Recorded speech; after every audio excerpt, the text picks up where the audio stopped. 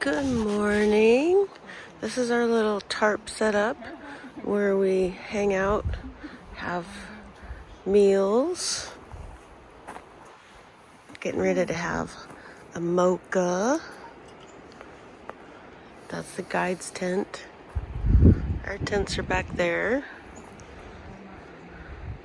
Bare boxes for our food and stinky stuff. Little fire pit. Nice setup. Make sure everybody can at least appreciate Dick Proenneke and what you're seeing here. The man, the myth, the legend. Why is he famous? Lots of people build cabins in Alaska. What's the big deal about Dick Proenneke? Did all the hands. He did? Yep. No. So he was out here for years and years. Right? Any other reasons? This is a trick question. Oh. Back at one point. Yeah, he did. These are all true things. He what? He broke his back. Oh, I didn't know that. To live out here, yeah. Oh, I didn't know So that. he's a hardy guy who worked really hard, built a beautiful cabin in a remote place. But lots of Alaskans have done that, and there's probably somebody as we speak building a cabin somewhere in Alaska who's done that. Yeah. I built my own cabin. I'm not famous. Not yet. Not yet. But here's the thing. He documented it. That is why he's somebody, right? So it's the thing that put him on. Because we know about him. He's the original YouTuber. Yeah, he is. He's the original selfie guy, Yeah. YouTuber. He did like to photograph, and he set all that up by himself out here filming himself building this cabin. Do you think he came out here to become famous? No. Definitely not. That was not why he came out here. Hollywood, yes.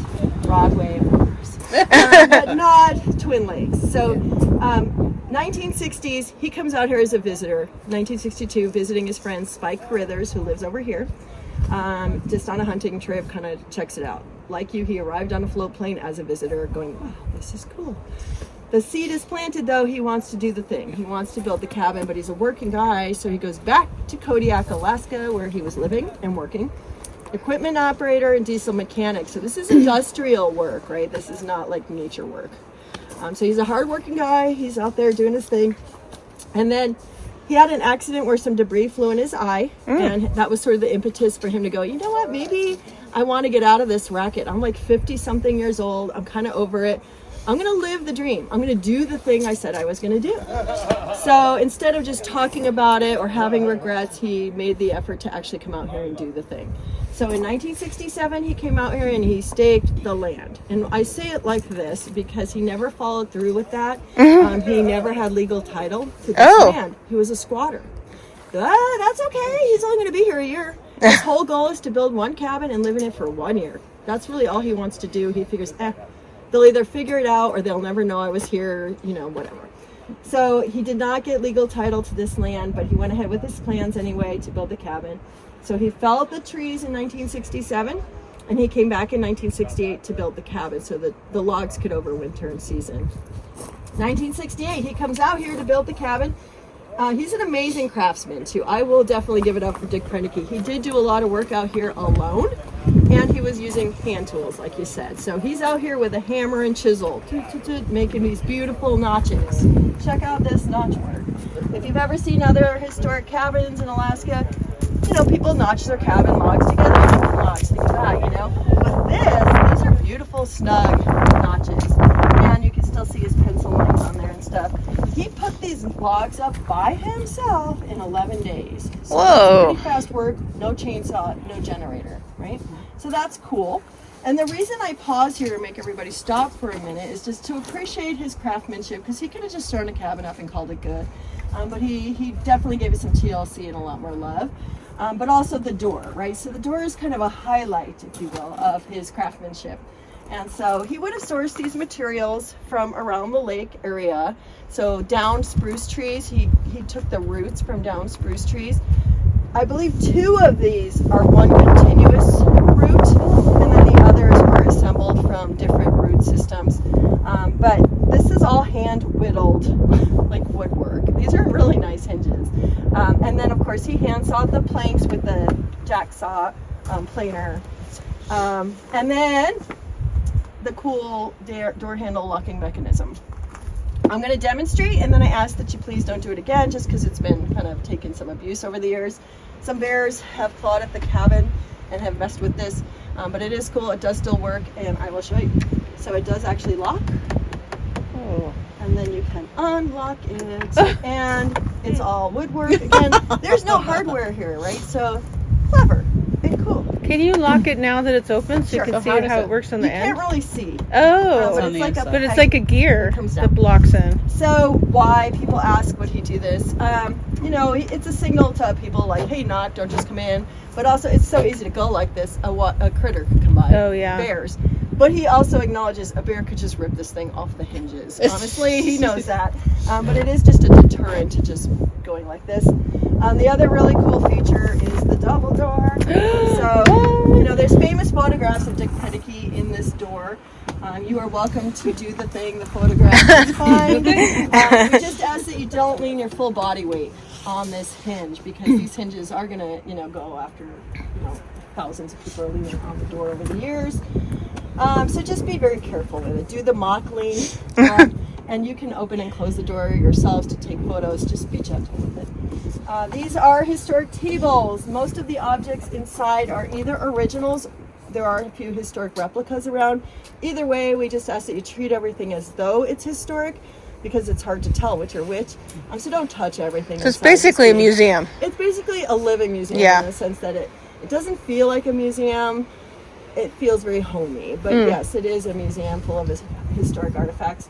You may sit at the desk though, and I do encourage you to do that, because Dick Proenneke is famous for his writing, and that's where he did almost all his writing, with this awesome view out here. You can also look through the photographs and park literature, but go ahead in if you're dying to get in the cabin. If you don't all want to go in together, that's fine. There's other things to see around the sites, but watch your heads in this area. So like the corners, and then of this as well. But feel free to go inside and have a moment. Imagine what it would be like to live here for like 22 years. Right on the gravel. This is modeled after a hunter or cabin. Cabin that you're only going to stay in for hunting season, or maybe checking your traps in the winter or something like that. You lived here for 22 out of 30 years. I wonder what Maybe those you are. haven't known he's gonna be here for 30 years. Oh, they're heavy. No, what do you think these are? They're really heavy. They're like a metal something. Weights. Yeah, no, it Weight, works, some and sort we of love maybe fishing weight or something. Or for his paper. I don't know. Oops, wrong way.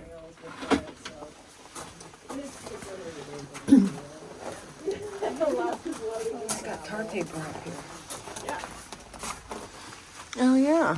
I'm gonna pop in and just. Yeah. I'm practicing what I preach by not leaving my food unattended. So I'm carrying my backpack everywhere with me today. So how did he break his back? Was it? That was actually well. So he wrecked his own plane. Oh. Okay. So he was a pilot as well. He had a little Piper J3 Super Cub thing. And in the Glen Allen area on the Glen Highway, somewhere in there, he wrecked his plane. He crawled back to the highway. He flagged for help, and he never flew again. Wow. That's kind of a key part of the story, because yeah, he was able to come out here on his own float plane for a while. But once he stopped flying, he depended almost entirely on Babe Allsworth. So Babe Allsworth from Port Allsworth is a big player in the Proenneke story. Dick even says readily, I don't know if I could have done this without Babe Allsworth. Like, how great to have a friend with a float plane who just brings you supplies and doesn't charge you a dime, right? So he was pretty lucky. Also, he had a friend already here, Spike Carithers. Spike and Hope had a cabin this way. When he first came out in '62 to visit them, that's when the seed was planted. He could live in Spike's cabin while he built this one. That's Spike's canoe. Oh, great. He had a canoe out here already. So he had the right connections to make it a little easier for him to do this. Some of the highlights in the cabin, the gravel floors. Yep, again, he was only going to live here 1 year. Gravel floors, he kept it though the whole time when he lived like this. The fireplace, he was so proud of it. He loved it. It only worked for a little while. He realized, you know, it wasn't drafting right. There was something wrong with the construction of the fireplace. So in the end, he would wall that off and just use the wood stove for heat. But he was still really proud of the work he did to get it. He did enjoy it for that first year, and that may be what helped him get through the first year. You know how nice it is to have a fire. But as time went on, he's like, it's not efficient, it's pulling cold air through. So he had to accept that it wasn't working out. But it is beautiful, and if you go around the back side of the cabin, you can really see the craftsmanship on the fireplace. Over here on the bunk, on the bottom bunk, you can see all the hand tools lined up. So that's what he would have used to build the cabin. There's also axes and other things, saws that aren't there. And then the pack board leaning against the back wall. So we probably all have cool ultralight packs or something these days. That's what Dick Proenneke used.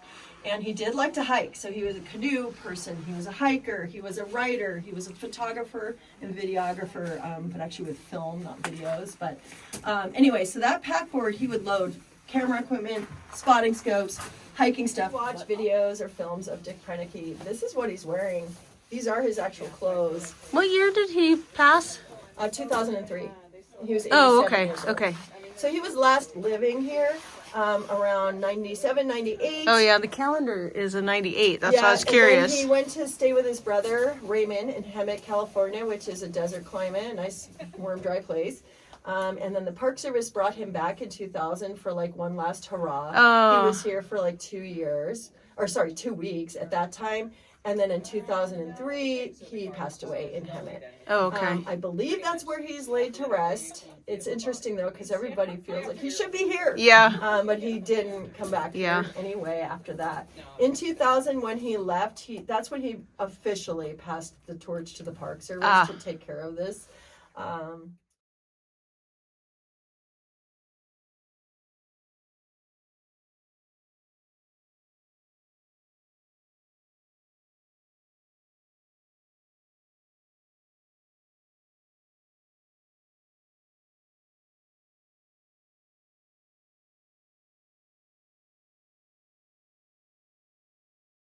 The flowers are mostly gone. I'm like, oh yes.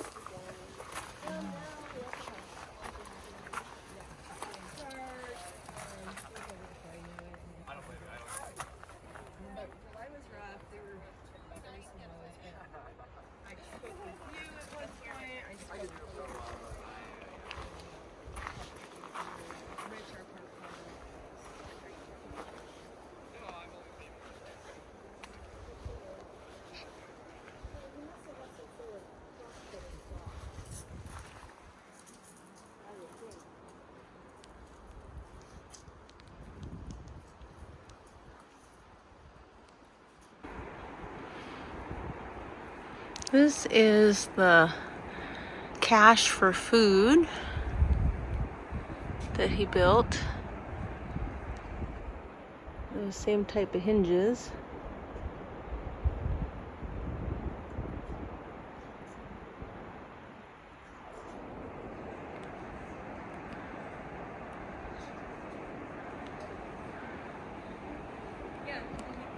Right behind the cabin.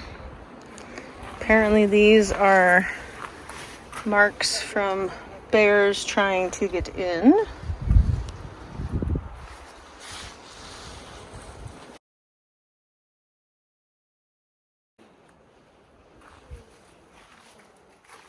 Oh, that's the ladder to use to get to the cache, and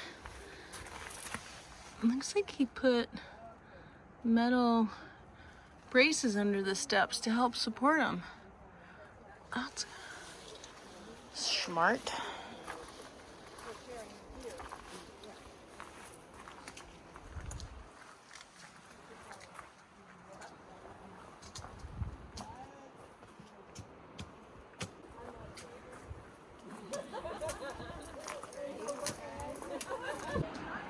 This was his work shed. Sleds, canteen,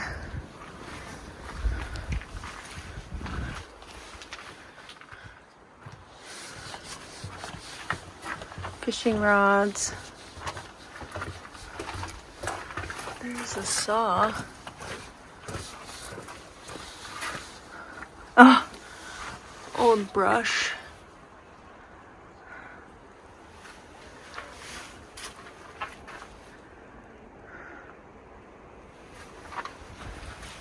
These are crampons, handmade crampons.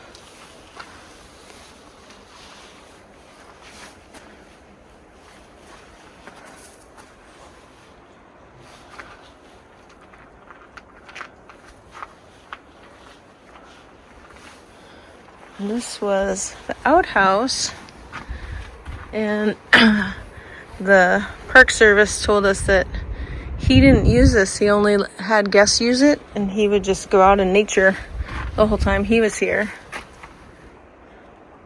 Now it looks like it's just storage.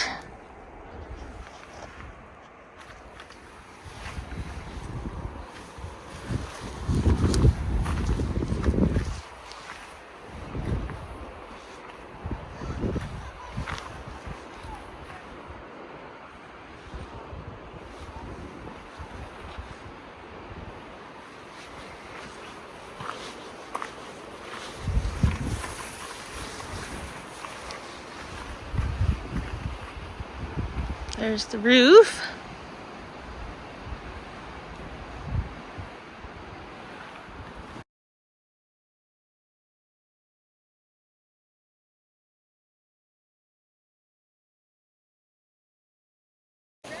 Ready!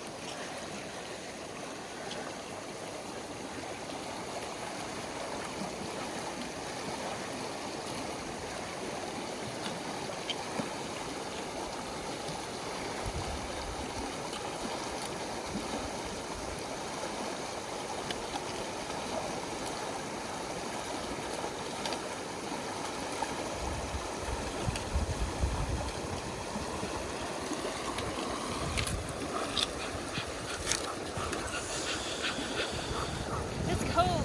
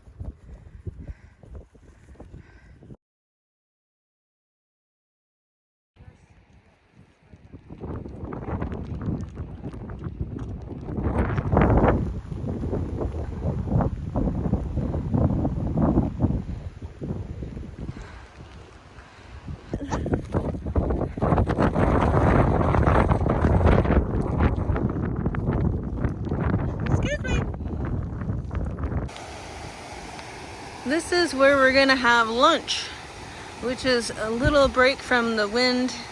It is sleeting, pretty cold rain.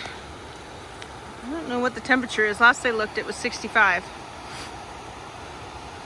Beautiful waterfall.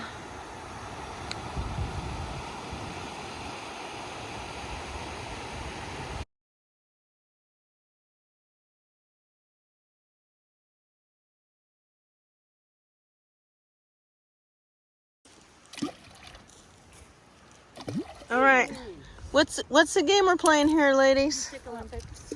Rocks and sticks. Well, this is small stick Olympics. Small stick Olympics? Small stick Olympics. Small stick Olympics.